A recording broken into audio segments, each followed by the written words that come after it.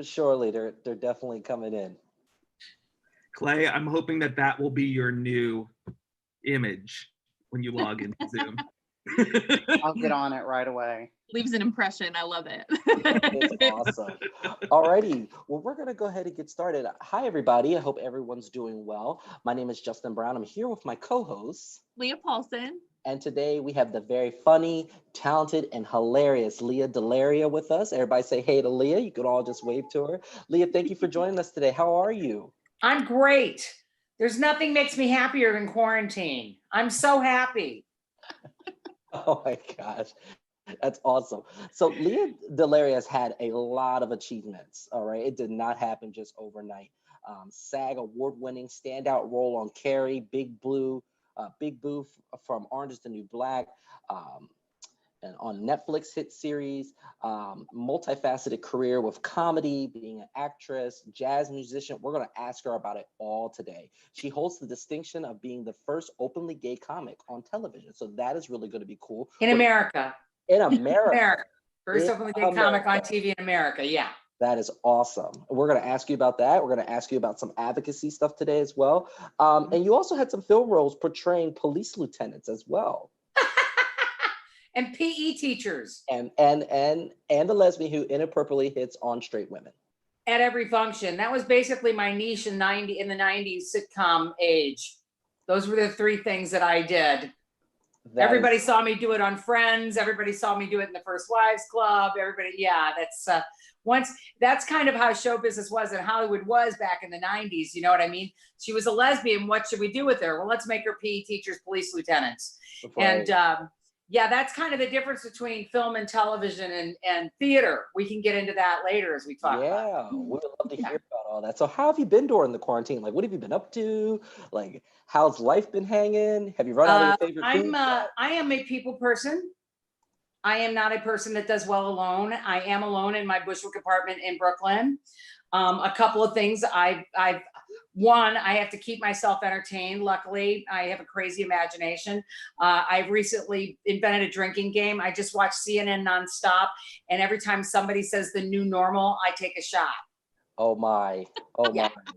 You're drunk in about 10 minutes. I was saying you're not dead yet. So yeah, no.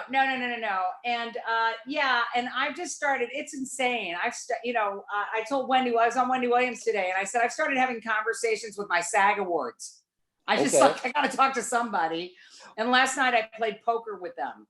Okay. It was four-handed, me and the 3 SAG awards. Nice. You have any funny quarantine stories? I think the biggest quarantine story that is just beyond for me is how I have turned into an old Jewish woman. Okay. I have turned into an old Jewish woman. I stuck in my apartment. I can't go out.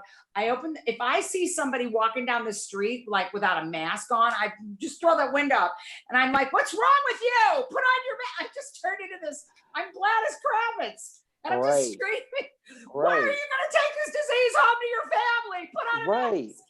Yeah, it's insane. So I just feel like if I could just touch another human. Yeah. My wife's been doing this like ingenious thing where she has like 3 grocery stores and she has them every other week. So because they're like backed up like 6 to 8 weeks at a time. So she chose 3. So every other week she goes to one of those 3. So she'll always make sure groceries are coming in. So yeah, I've gotten the quarantine 15 and it's been kind of rough. I'm the only one I swear I'm the only one that hasn't gotten the quarantine 15. It's making all my friends crazy. And it's because I'm a diabetic. I'm really careful about food, but I do find that I like to torture myself. I like to just go look in my refrigerator at things that I'm really not going to eat. And it's like, oh, it's still there. Not going to eat it. Close it. Because I don't know. Maybe I should get into BDSM. Maybe I'm a masochist. I don't know. It's been rough for everybody. And I have a 5-year-old daughter. So that's been, daddy has to work. Daddy has to. Oh, no, wait. You quarantined with a 5-year-old. I am. now shut up. I'm not complaining We, anymore. we make her nap during the broadcast, so that's been making things a little easier. So she's like, Yeah, are gonna you get on your feeding her computer?" cough syrup with codeine? No. We just keep her up late at night so that by this time, we try to schedule out the time. So, it's 4 o'clock here. So we're like, you're going to stay up to 2 a.m. That way you sleep and then it'll be nap time. My niece is an ICU nurse in a Okay. very rural town in Missouri, but she has 2 kids. One is 4, and the other isn't even a year yet. And they're doing 24-hour shifts. So Okay. I mean, so even when she's not working, she has to go home to these 2 kids. Because let's face it, men, they're not. Justin, you guys are just not good at this. I'm not bad, but I'm not better than mom, but I'm not bad. So yeah, I feel so sad for her. I'm always checking in on her and FaceTiming, and it's like, are you okay? Do you need some sleep? Like that. And then of course she's an ICU nurse. I'm terribly worried about her. Right. So for the students who are on the call, go ahead and start posting your questions in the chat, because we're going to start allowing you to ask some questions. But obviously, Leah, the big blowout role, at least for a lot of people who are watching, Orange is the New Black. I mean, it broke down so many barriers. It talked about a lot of things that people thought were taboo, things that people don't want to talk about because of religion or government or preference or background. I mean, it really broke down. It's one of the most inclusive shows to have ever hit television. I mean, tell us more about how it felt to be on that cast and to be on that show. And I loved when they started making you a regular. Oh, me too. Appearance, because we were only getting like Ka-ching. Thank you. It's the So tell best us all reason to about be it. a regular. Right. But I mean, these guys know me from Orange. I mean, other people know me from other things. I was on One Life to Live for almost a decade. You know what I mean? I've been around. I've been on American television since 1993. That's when I first started acting in American television. But the thing that's why I feel like I can answer this question really well after 20 years of doing it. This was one of the most amazing shows I think the world has ever seen. It changed the face of television. Everything you're talking about in terms of diversity is so important. The way they surreptitiously politicize and made these fantastic feminist statements that people weren't even realizing that they were it's like a spoonful of sugar helps the medicine go down. It was funny, it was heartwarming, it was endearing, but at the same time, it was really teaching the world a lot about a lot of different things. I'd never seen or been a part of a show that had so many women in it, then so many diverse women, and a trans woman, a Butch Dyke, that showed exactly who we were. I mean, I'm going to talk a little personally here within my own queer community. Yeah. Nobody knew who we were before Orange is the New Black.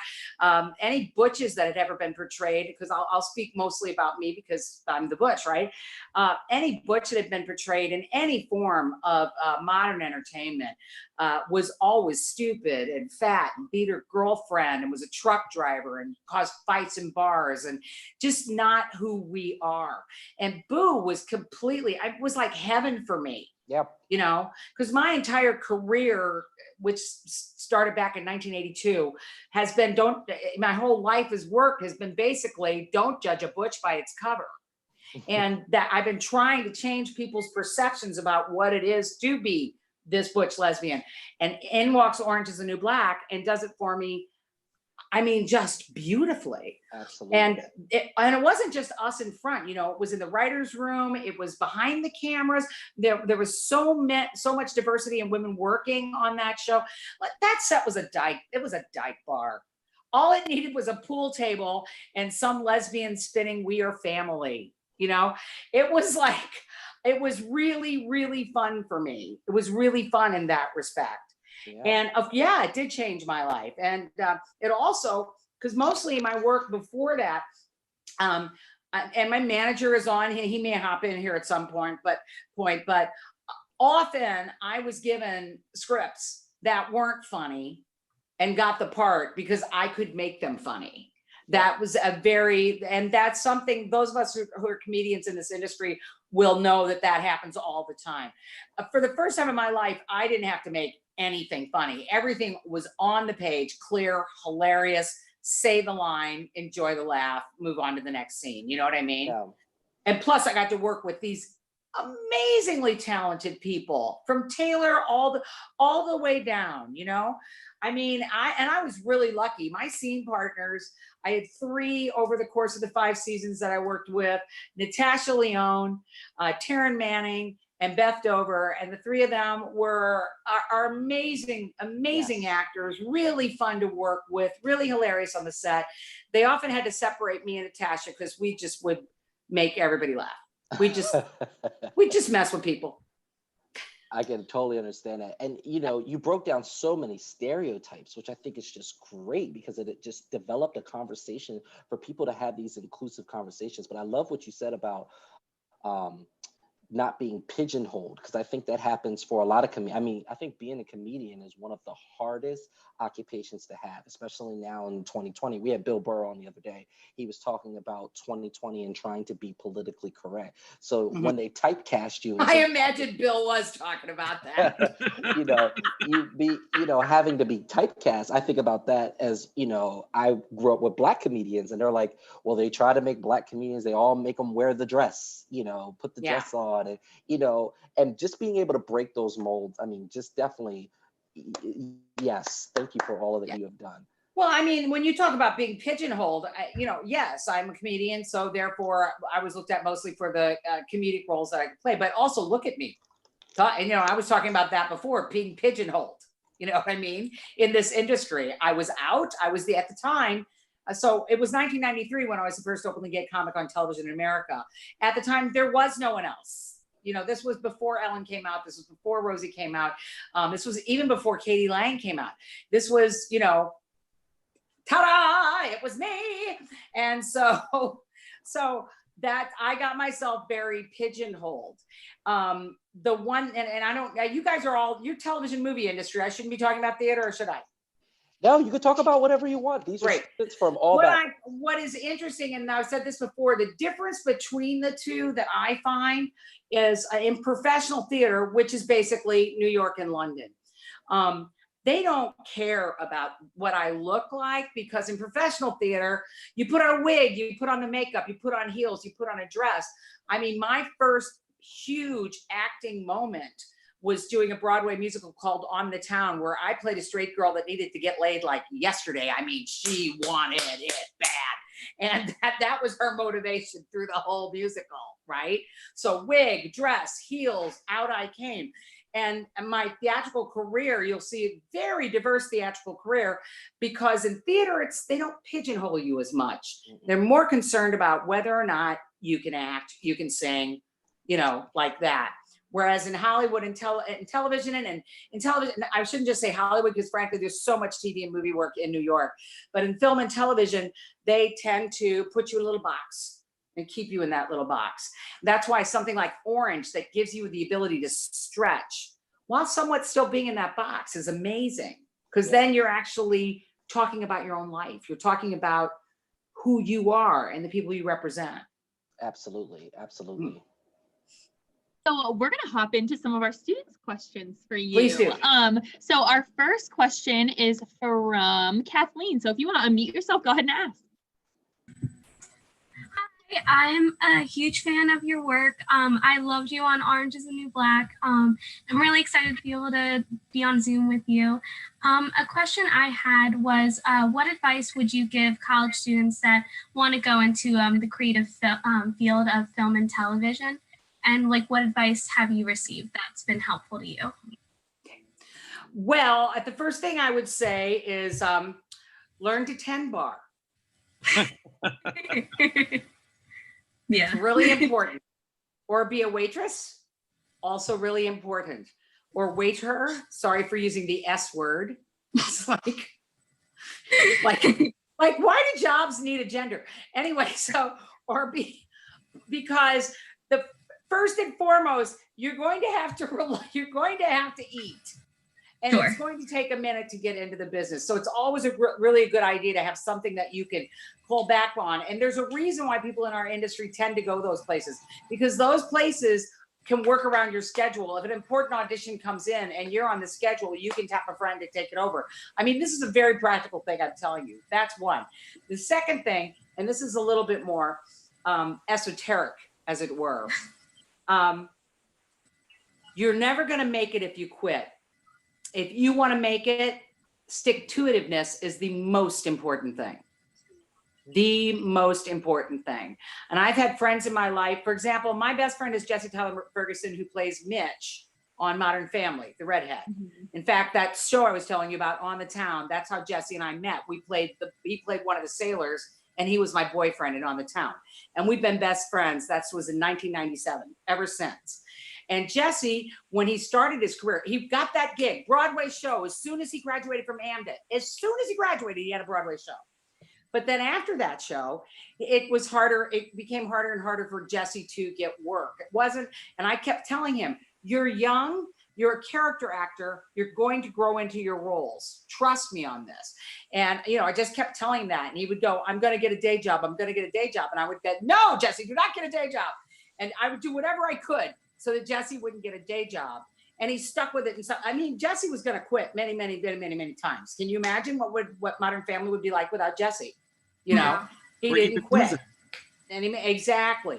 And so there's one, but make sure you can support yourself, stick with it. And one of the best ways to stick with it and to have that stick-to-itiveness is you must believe in yourself. You must love yourself. That is like, honestly, this is not just in business. This is in life. You have to love yourself, guys. Love yourself, no fucks given, and the world will fall right into your lap. And so love yourself, believe in yourself, stick to it. Stick to it. And you know what? You're going to be okay. Thank you. So that's my advice. It was Kathleen, right? Yes. Because you're on my second screen. I had to swoop over to get to you because I'm not on a computer. I'm on an iPad. But I want to make sure I get your name right. The best advice anybody ever gave to me in terms of show business was given to me by Jerry Zaks, the director. Do you know who that is, Kathleen? I'm familiar with the name. I'm not entirely sure. Yeah, you've seen his name on movies and film, and he's directed many Broadway shows. Jerry Zaks told me when I was doing a stage play with him, if they're laughing, stop talking. If they're not laughing, talk faster. That was the best. Nice. Best showbiz advice I ever gotten. I love it. Okay. Is that good, Kathleen? Does that answer your question? It does. Thank you so much. Okay, girl. Yay. All right. Molly Gross. Go ahead. Unmute yourself. Ask Leah your question. Hi, Leah. I'm a big fan. Hi, Molly. So originally, my question was, what was your favorite show to be on? But I am going to change it. Okay. What was your experience like on Shameless, playing Mary Allen White's sponsor, potential sponsor? Well, it actually was his sponsor. I did end up being his sponsor. Oh, I didn't fit it. Yeah. I did end up being his sponsor. You know, it's great that you asked that question so that I can just kind of talk to you guys practically about what sets are like. Yeah. Right. Yeah. And I'll just use Orange because you all watch Orange as an example. So Orange had what I called a pretty loose set. They had really good scripts, but also had actors who would, go off script. You know what I mean? And sometimes that stuff would go right in. Boom. Sometimes they would go, that's hilarious. Like the writer producer would come out and go, that was hilarious. Keep it. Blah, blah, blah, blah, blah, blah, blah, blah. Shameless, much tighter set. They were the verbatim police. That's what I call the script supervisor on a set like that, the verbatim police. It would be, they would come out after a take and go, you said the instead of You know what I mean? It would be the teeniest, tiniest stuff. But having said that, so much fun to work with everybody on Shameless. What a great cast. Other than that, I was spent the whole time freaking out if I was saying the right. Was I saying an and or a the or what was it? It was really fun, and they fed you really well. Awesome, because some sets don't feed you as well. They were a great set. Yeah, I have to deal with all the alcohol. Yeah, you have to feed. Oh yeah. Oh, and my favorite show that I've done is one that's currently streaming on Hulu. It's called Reprisal. It's the best work I've ever done. All right, I'll put it on my list. Yeah, it's very binge worthy. Enjoy it. Okay, That thank you so much. quarantine watch list. You know, Oh, we yeah. all got one. I got a running list. I keep adding to it. I asked my friend the other day, what did they do? I was like, what are you doing? And she was like, I finished Netflix. I was like, what? I finished Netflix. I finished Netflix. Yeah. Whoa. But I haven't heard about this one, so I'm writing it down. My wife is watching Reprisal it on Facebook, Hulu. You'll Yep. love it. and she's going, yep. That means she's writing it down. I love it. So next we have, I hope I'm pronouncing your name correctly with this accent, Shanae. Fingers crossed. Hi, so that's my nickname. My name's Oh, Shane. okay. Yeah. Shane, dang, I was trying to go with this accent here. Okay, Sorry, Shane, go sorry, ahead. That's my little troll for people. No, you're good. You're Hi, Leah. So I'm a theater major at Westchester, and I wanted to ask you about your experience on in Rocky Horror on Broadway. What an insane cast of people to be a part of. You know, you don't really see that like on Broadway anymore. Dick Cavett, Raul Esperanza, Alice Ripley, all these like, you know, Broadway people and just legends. Joan Jett. Joan Oh Jett. I was God. gonna say, you're gonna forget Joan Jett. Sebastian Bach, like all these people, being like a huge like old music, you know, David Bowie shirt. You know, what was it like? Like sharing the stage with those people. You know, you were obviously a huge Rocky Horror fan. You know, I've been watching interviews and stuff to prepare, but you've talked about a lot how it really gave you a voice when it was first around. What was it like getting to play such an iconic role of Eddie along with all of these legends? Yeah, take it away. Well, I can tell you're a huge musical theater fan. That's for sure. I'm a nerd. I'm that. It's impressive that you knew Sebastian was impressive, and Raul Esparza and Dick Cavett. Well, for me personally, getting to hang out with Dick Cavett was everything. You know, I'm a lot older than you guys. I was born in 1958. Dick Cavett owned television when I was a kid. He was the epitome of the esoteric and a very, very, very, very witty, sarcastic, funny guy. And he was like that during rehearsals. He was like that backstage. He was like that, you know, in every way, shape, or form. And so that was great. I loved playing Eddie. I loved singing that song. I mean, whatever happened to a Saturday night, so much fun to screech. If you can get the soundtrack, guys, on, I believe on Apple Music, on Spotify, or any of the stuff that streams, and just it's a great soundtrack. Everybody's singing their face off. But mostly I loved sharing a dressing room with Alice Ripley. Oh man, how was that? I know in the interview you said there was they were asking how much you affected her, and you said you didn't do anything. Alice Ripley? How did I affect her? Yeah. Yeah, whoever asked me that question has never met Alice Ripley. I'm just gonna say this about that. That was the third show I'd done with Alice Ripley, by the way. I'd already done a couple of shows with her, as well as Chris Ashley, the director. We were a three-peat. That was the third show I did with him as well. Right. I think my favorite Alice Ripley story is that, well, you know, she played Janet. So at that time, we weren't wearing our mic packs and our wig. In those days, you wore your mic pack snapped you into your bra. So at 5 minutes, the tech people would come in and get Alice into her mic, into our dressing room, which we always had the door open. It was just not a big deal. It was her show bra anyway. Do you know what I mean? Yeah. She wore the bra and the slip for the whole freaking show until she took it off after touch me. So she was topless. So it was like no big deal. We were just there with the door open. And every time it was time for Alice to like rip down to her bra to get this in, that's when Dick Cavett would go strolling down the hall to our dressing room. He was always about 2 weeks into the run, I turned to Alice and I said, Alice, have you noticed? She goes, that Dick Cavett's here every time I'm in my bra. Yes, Leah, I've noticed. Wow. But it was so much fun. And that show was a humongous hit. It was only 9/11 that closed that show. Yeah, That show would have run and run and run and run and run without a doubt. I wanted That to. show would still be on Broadway probably. Yeah, I wanted to kind of segue into that. So I was cast in Spring Awakening at Westchester University, and our show was canceled because of COVID-19. And sorry. Thank you so much. Just like, what do you think? Like, I mean, what was it like to have 9/11 happen and be in a show on Broadway? What was that like for you guys? I feel like, I mean, I was really young when that happened, obviously, and it's not really talked about what impact that happened in the Broadway. I think the reason it's not is because it seems so trivial compared to the lives that were lost at the time. Do you know what I mean? Yeah. 4,000 people died in the towers. Yeah. So those to say my Broadway show closed because of it seemed really, icky, if you know what I mean.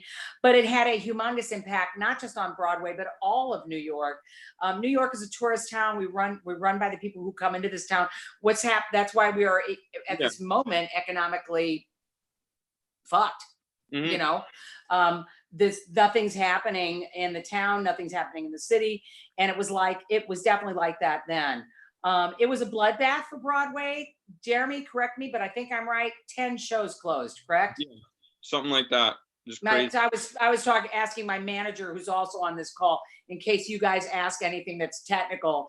That's Jeremy Katz. He manages a lot of very big people, and if you ask me something that I think he should answer, I'm going to throw it to him. But I was just asking him. Yeah, it was 10 shows closed, so it was a bloodbath. Yeah. Well, I mean, right now with the uncertainty of everything, it's something I've been thinking about. I'm really, really aspiring to be an actor, and it's scary right now how just we don't. Well, you heard what I said to Kathleen. Yeah. Stick to it. Love yourself. No fucks given. Believe in yourself. And get good at waiting tables or bartending. And get used to hearing the word no. You're going to hear the word no 90 times out of 100. Yep. Somebody near a maybe car. even 95. Yeah. Did you hear that car noise? It sounded like it was like a TV like bleep. It was like, dude, I'm in Brooklyn. There's always a car horn or we're lucky we haven't had I live in the ghetto in Brooklyn. I live in Bushwick. I'm like the only white person in my building. And, we're lucky that we haven't had, because it's kind of warm today. So we're lucky that we're not hearing, you know what I mean? Has any anthropologist studied the effect of warm weather on the loudness of car radios? Sounds like and a how that dissertation. equates, because that's usually what you would be hearing right now. Sounds there'll be like a car sounds like horn, a there'll be dissertation. something. It was like perfect, right? When you were saying it. It was like, oh, I was like, wait a minute, what? Who has these powers? Oh, that's so funny. So I have a question for you, Leah. So Leah's got a question. Yes, I do. Okay, Leah. Obviously, you've had an incredible career. So what have been like, obviously, I'm sure it's taught you so much about yourself being both in like theater and in the television industry, but is there like a lesson or two that you think you've learned the most like about yourself throughout your career? Yes, I've learned that I can handle a whole hell of a lot more than I thought I could. I handle like rejection. I handle rejection pretty well. I'm like, I'm like, oh, bum, I really kind of wanted that one. Or what are you gonna, you know what I mean? Like Jeremy, I'll tell them this story. When we heard that Mrs. America was being made, I called Jeremy immediately and said, find out who they got playing Bella Abzug, right? And Jeremy called back and he goes, Margot Martindale's attached. What am I gonna do? Right? It's like, I love Margot Martindale. Good for her. You know what I mean? So I've learned that about myself, that I can handle way more than I ever thought I was capable of handling. And that gives you a certain confidence in life, which I think I take with me, Leah, out on the street, everywhere that not today, not recently, but yeah. And I take that with me wherever I go. I think that's the biggest thing that I learned about myself. Absolutely. Oh yeah, and I also learned that I don't have to say what I think all the time. Now that took a minute because I come from the well, I come from the world of stand-up comedy. So, you know, when you're a stand-up, your muscle is as a stand-up to just go with it. Wherever your mind is going, you go. I'm not the kind of stand-up that does material like Bill Burr. We have an idea of what we want to talk about. We work on some of it, but it's never the same. You can come see my show. You could see the 7 o'clock set, then come see the 9 o'clock set, and it will be completely different because you follow your mind. And so my mind was always open like that, and it got me in a lot of trouble in the beginning of my career. Just saying what I thought. And Jeremy is also really good at that too. No, do not say that, Jeremy will say. He's your filter. Say that to me and no one else. No censorship. No censorship. Yeah. But yeah, I mean, that's actually an important part of this industry. There are people out there that have big jobs and, you know, things that they want done. And if you disagree with them, they can fire you and you just, you know, go about your business. Go about your business. You know, I don't need to be a fly on his little pile of poop. I can, you know, I got enough poop of my own to deal with. Okay, yeah. Fran, you're up next. Fran, you can unmute yourself. Go ahead and ask Leah your question. Hello. I was wondering what it was like to work with Genji Cohen, and would you ever consider doing projects with some of your fellow Orange is the New Black cast members in the future, or any upcoming projects you might be working on?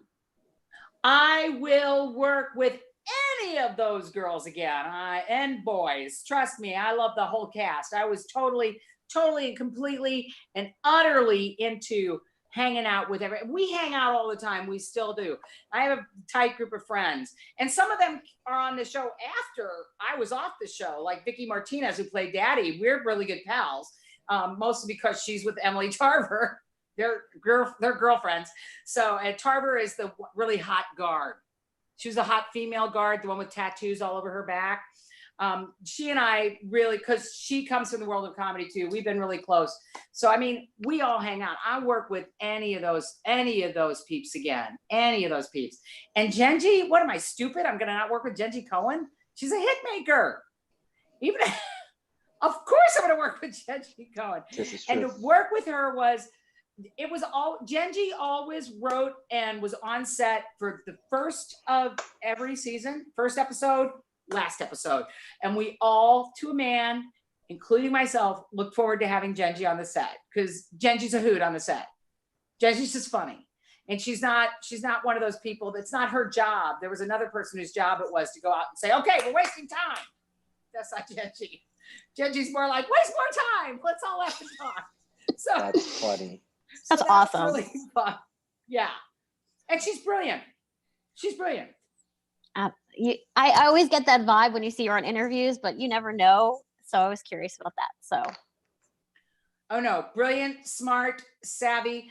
You know, I don't know if you guys are aware of this, but when the show first started, there was no Big Boo on the show. There was no character named Big Boo on the show.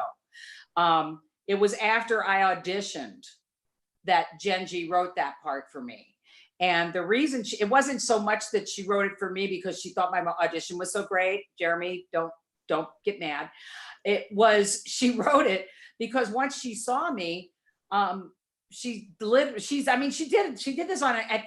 this story many times. She realized, why wasn't there a part in a women's prison for a woman that looks like Leah? That's stupid. So she wrote the part for me. We were getting some behind the scenes questions that we were talking with Jackie Cruz last week. Sure. And she told us to ask you the story about the pony hole.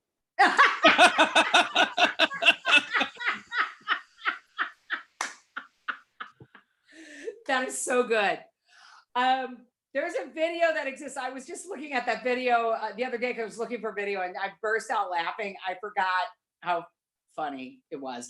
But Jackie made this video where she started asking us all. We all had decided we were called so early to the set. I mean, so early. All of us got there at like 5 or 4. It was one of those days.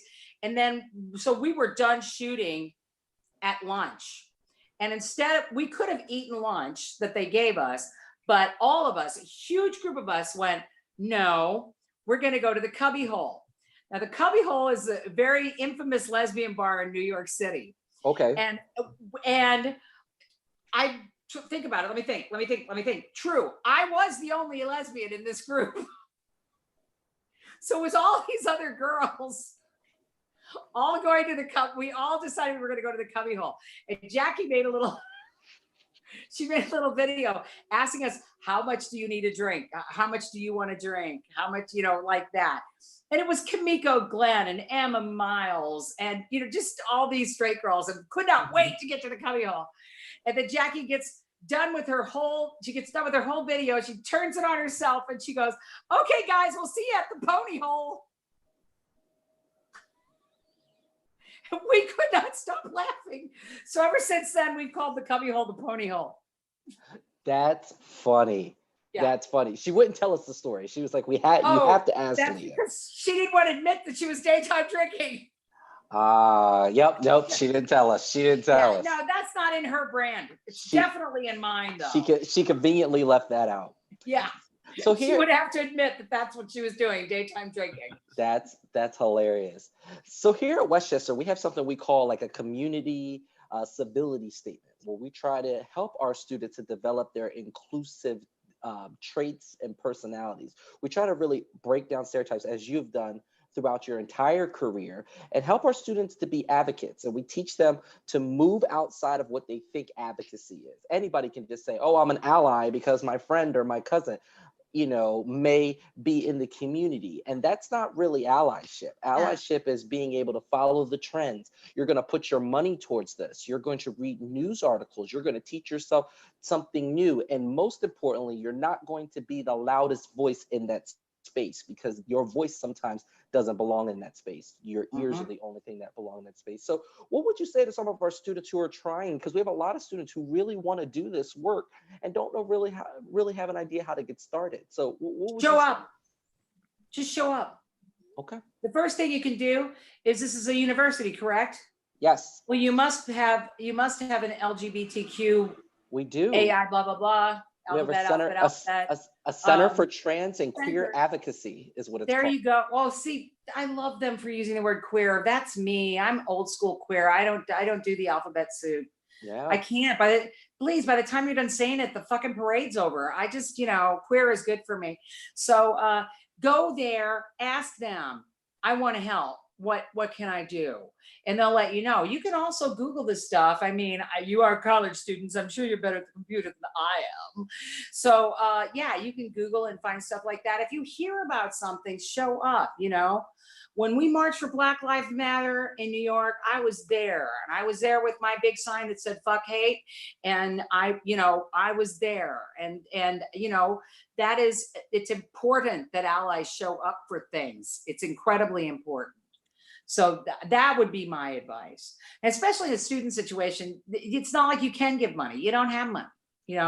What you have, hopefully, is a little time and a little effort. And if you give that, I think any situation will be grateful for your help. Absolutely. Absolutely. And for those who don't have money, they also have some privileges as well. You could forego your privileges so that other people can have the same benefits that you're getting, even if you think I'm not letting go of my privileges. Yeah. Those, all those privileges that fat butch dyke over the age of 60 gets. You're like, I'm taking them all. Letting them go. I'm taking them all. So I know that we have Jeremy and we also have Clay on the line. Jeremy or Clay, do you have anything that you want to say to this student group? No, I think Leah really hit it on the head when she said to keep at it and to keep working. I think one of the things that people tend to forget when they're starting out in the field of acting, either for theater or for television and film, is to remember the things that make you unique. And don't try to squash those things. Those are the types of things that are going to get you cast initially. Nobody's going to ask you when you're 22 years old to play J. Edgar Hoover. They're just not. They're going to ask you to play roles that are very similar to who you are. And if you know who you are, and if you are aware of those unique traits, it's really helpful. Yeah. early on. Unless you're Chadwick Boseman, where they'll ask you to play Thurgood Marshall and Jackie Robinson when those two people look completely separate from each other, and then they tell you to go like But now every it's single because black. he's Chadwick Boseman. Right. So You now know. every single role, we're just gonna put Chadwick Boseman in there. That's this is one of the major reasons that I went with Jeremy. I went with Jeremy because he was one of the first people in the industry that had any influence on my career, that didn't want me to grow my hair long, that didn't ask me to put on lipstick. In fact, he was, 180 degrees away from everyone else. You should be who you are. You're a strong individual. You're a fascinating character. You've got charisma. Just go in and use it. And that's why he has a really interesting clientele list, like a very diverse, wild clientele list of a lot of people like me, not just, you know what I mean? Just so, yeah. And you're not going to get advice like that from a lot of people. So I'm telling you guys, listen to Jeremy. He knows what he's talking about. Okay. Well, thank you, Jeremy, for that. Leah, before we get to our last question, how can people follow you? Like, what are some of your social media handles so that when people are out of here, if they want to do more research or follow all my you? social media is my name. I'm real Leah DeLaria on Instagram, on Twitter, on Facebook. Real Leah DeLaria. Yeah. Awesome. So, and I'm actually, tomorrow will be the first post. Like you said, I'm bored. I'm sitting here. I'm by myself. So today I made a video that is currently being edited that will go up tomorrow. It's Leah DeLaria's Beauty Tips for Butches. Oh, very cool. Very cool. All right. Today I painted my nails and showed other butches how to do it. Very nice. Very nice. Yeah, I didn't do that today. Missed that today. But, listen, I'm telling you, for the brothers that are around, it's been really hard not being able to get to this barbershop. All right. It's the longest my hair has ever been. So it's rough, I know. It's been. I really went crazy. 2 months. Sunday, I had my knee replaced right before this all started. So I have a friend who comes in 3 times a week and tortures my knee. I mean, I'm surprised that the neighbors haven't called the police because it sounds like I'm being murdered in here. And she also happens to be my barber and one of my best friends and my butch buddy. B, and anybody who's seen me on various television shows, I always shout out to her. So she's been locked out of her barbershop until just on Sunday, and then she cut my hair on Sunday. Okay. But God knows when I'll get it cut again. Yeah, it's okay. I'm about to pull a Jeremy and just get rid of all of it. Easy up here, difficult down here. Listen. I think that I wake up sometimes and my daughter doesn't even know who I am. She's like, but Jeremy, you're definitely ready to play Tevye, I think you're in the solitary Yiddish production of Tevye. Jeremy Katz. Tradition. And I can't get rid of mine because if I get rid of it, I'll look exactly like Jeremy. No, don't cut your hair. You guys twin enough as it is. Look, you're dressed exactly alike again. That's funny. Creepy. That's funny. Somebody's looking at someone's wardrobe. Look, we spent so much time together. I mean, this is actually the longest Clay and I have been apart. Oh my. I know we speak to each other more than we speak to our own families. We spend more time during the day with each other than anybody else. So they show up at red carpet situations, SAG Awards, Emmys, whatever gala, manage me when I'm on the red carpet. They show up together without talking to each other and are dressed exactly alike every time. It's just get a room already, you two. The black uniform. The black uniform. I only own 2 shirts. So I wear my black uniform every day, so I get it. Well, Leah and I's jobs are very, very particular. We haven't seen each other. We literally live next door and we haven't seen her. We're res directors. So we live on campus. Residence life's a very interesting job. It's kind of like being in a nature documentary. You get to see the residents' living habits, their eating habits. Sometimes you see their mating habits. It's just a weird conundrum of different things. But we it's almost like living in New York and just looking out your window across the street. Yeah, absolutely. We're gonna get to our last question. Last question. It's Kathleen. So Kathleen, you started us. You can take us out. Thank you. I just have a quick question for Leah and her managers. What was your experience like working with Netflix? Jeremy, I'll let you talk first. Well, one of the great things about working with a company like Netflix is at the very beginning of Orange is the New Black, they were almost at the start of producing their own shows. So as Orange was getting successful, they as a company on the production side were getting bigger and bigger and bigger. So it was nice to see what used to be a very small company develop in such a tremendous way, both here in the US and outside the US. So one of the great things about working with Netflix as they started expanding was they started to send the cast members on their shows throughout the world and do publicity for the shows. And one of the great things that I experienced working with Leah on Orange was traveling to many of those places because of Netflix. Leah and I went to Brazil to celebrate Gay Pride a couple of years ago in Sao Paulo. Just rub it in, Jeremy. And then we went to Israel and did the same thing. So it's been a lot of fun working with a company that used to be very small, expand globally, and then being able to experience the world because of that. So, amazing. Very cool. Yeah, and again, because they were dedicated to diversity, whenever they did anything, you know, whatever it was, I was usually included because I was the dyke face, you know what I mean? Just like Laverne was often included in situations, and you know, there was lots of brown girls that were included. There were, you know, they really went out of their way to make sure that whatever group was sent was a really diverse group, which meant Laverne and I usually got to go everywhere. Awesome, and which we love. For me, what made working for Netflix better to me than anywhere else, besides what Jeremy just said, is Netflix does run its network like a family. Everybody that's on a show, Netflix throws a party, everybody that's on a show at Netflix goes to that party. And if Netflix says, Netflix will send you an email saying, like Netflix paid for me to become an Academy member, because they really thought that first year when Orange wasn't nominated, they really, no, I'm sorry. It wasn't that that first year when Orange was nominated and didn't win, they were like, that's it. We're paying for everybody to be Academy members so that we can win this. You know what I mean? Wow. Like they're really proactive around stuff like that. Yeah, I'm still a member of the Academy, and and I vote every year. It's great. So they really kind of, you feel, and when you're with them, like Ted knows your name. Ted, the head of Netflix, will come up to me at a party and just start talking to me. And it's like, oh my God, I don't know any other network heads that do that. So I'm very impressed with sort of the familial way, as a Sicilian family is the most important thing. So the familial way that they run Netflix is amazing. And Mazel, I hope they keep going and going and going and making more shows, because I could sure use the work. In fact, I am on a show on Netflix right now that's an adult cartoon called Kipo, K-I-P-O.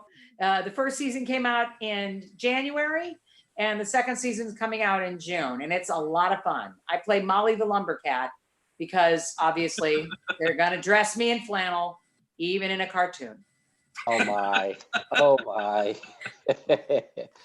Well, we have come to the end. Thank you everybody for tuning in and talking with Leah DeLaria. Again, this program was brought to you by Residence Life and Housing Services. Now, Leah, we've been doing this cool little thing where we've allowed our guest speakers to have the final say. So you could give us the key to life, words to live by, anything you want to leave with our students. We leave you with the final say. Okay, well, I'll tell you this. First of all, really great being here. Great questions, very interesting questions. Thank you for all of them. And let me say with love in my heart again and again and again, if this is what you want to do, please go. And honestly, I'm really happy to see so many women. We need a lot more women in our industry. We need a lot more women doing what I've been saying we need to do. It's really great that you guys all showed up. Kudos to you, okay? As far as words of wisdom, whenever anybody calls me a role model, I just freak out, because if I'm a role model for queer people, they are in a lot of trouble. But how's this? I'll give you I have two life mottos. I have two. One is protect the joy, and the other is now is the time.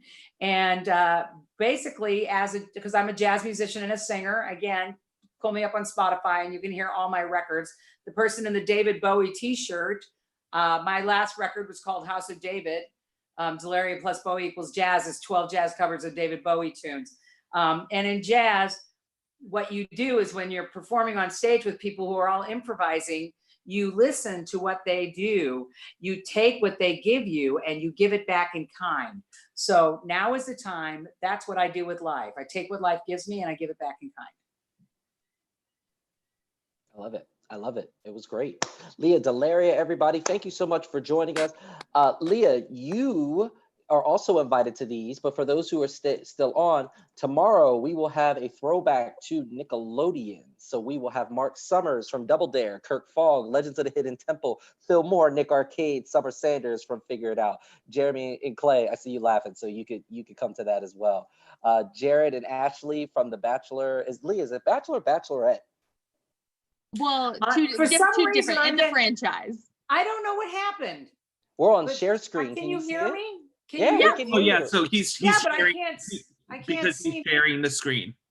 Yeah, you might have like taken over her screen. Oh, okay. You took over my screen. Oh, that's what happened. I'm gonna make this quick then. Then Kyla, Spoken Word, Claudia from Real Housewives of Atlanta, Deal or No Deal, and Timothy, also known as Timothy De La Ghetto, from MTV, Wildin' Out. He will be with us. There I'm back.